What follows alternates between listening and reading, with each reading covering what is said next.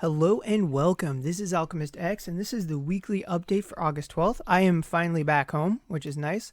This week we have a job plus for Uzuma, a new memento for Caris that gives her a motorcycle transformation, and of course the version update to version 10.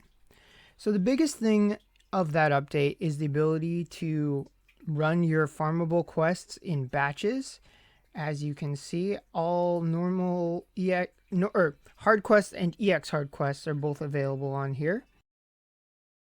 Mine has not been working correctly. It makes my game lock up, so I have to put a ticket in about that. But hopefully for the rest of you, it's working okay. And then there was also some weird issues with it giving weird rewards or something. But I think they're fixing that, as well as the issues that were going on with the Templar events. Oh, and speaking of Templar events, Souls is now rerunning as well. So if you missed that, if you have Soul and don't have him class changed, I would definitely do that. As far as getting Uzuma class changed, you're going to find that in the multiplayer missions. So just do those and run the level and you should be good. There's a challenge board where you can get a 5-star seal selector, which is always nice.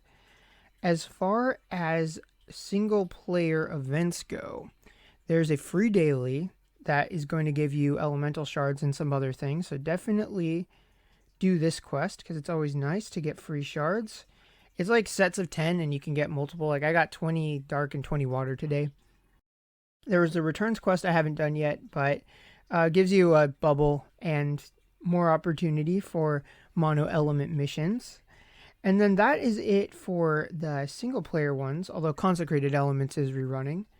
And then in multiplayer, that's where you'll find the Uzuma quest, as well as a few others that are designed to get more materials. So definitely check those out if you have the time.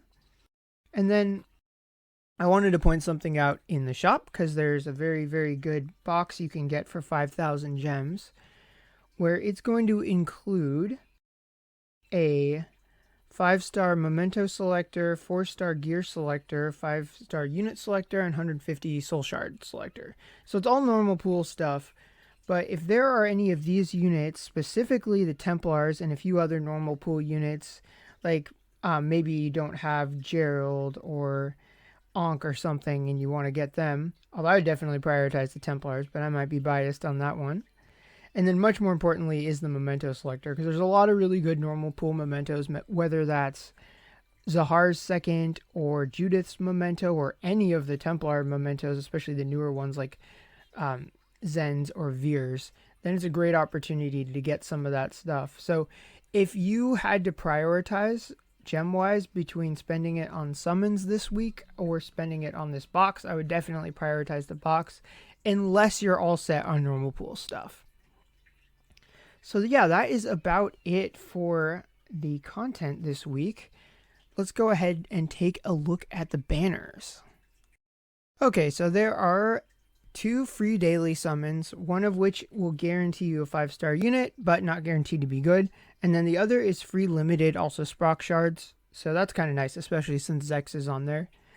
There's 2 paid banners, the first of which I think is a very, very easy skip. I honestly don't think anyone should do that one.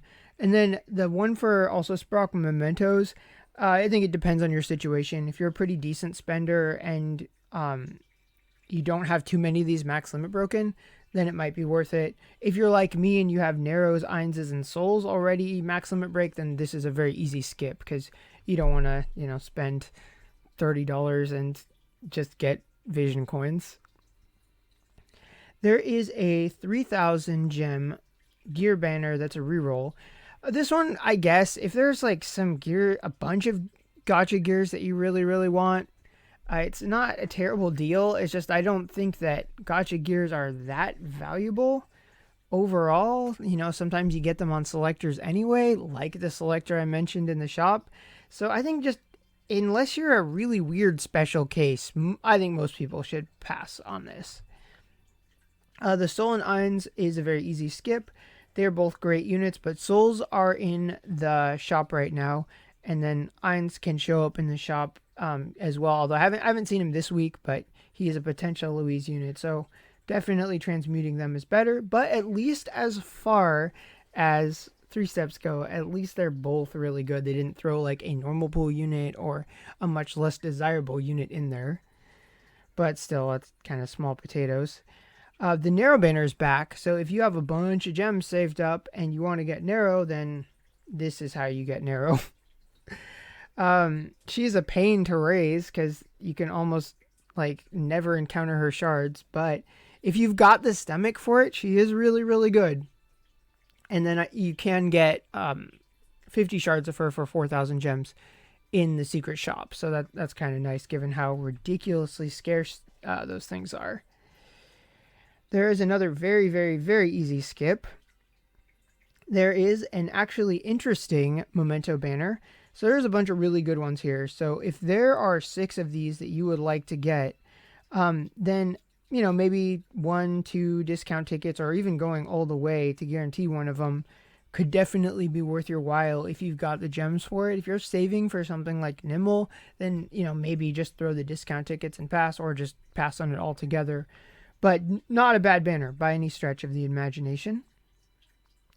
Then we've got the 9-step that has the Caris memento on it. So this memento is limited, I guess, because it gives you a transformation. I don't know. I'm a little bit skeptical, but we'll have to see.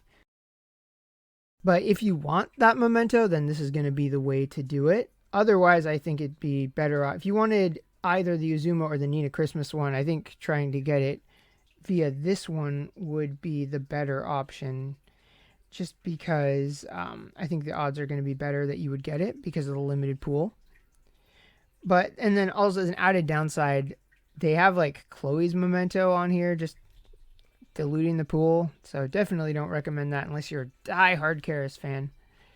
Then we've got a rerun of the mementos for Soul, Eins, and Narrow.